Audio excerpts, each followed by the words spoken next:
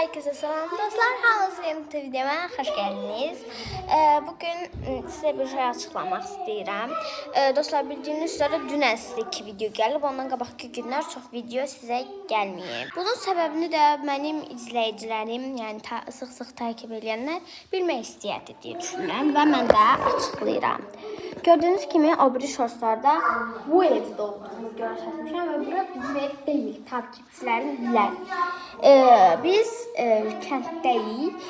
Bunu sizə açıqlama olaraq vermək istədim bir-iki videodan sonra. Bəlkə də özünüz fərq eləmişsiniz evin fərqli olduğunu. Tovuz şəhərindəyik. Yəni ki, dostlar, sizə çox az videolar gələcək. Yəni, çünki mənim zaret kompüter həm də ki, telefonla oynamağa mənə çox qoymurlar. İnanmayanlar üçün göstərirəm. Baxın, kənddəyik şu an belə. Yəni, sizdən üzr istəyirəm ki, sizə çox az video gələ bilər. Öpürəm sizi, bye.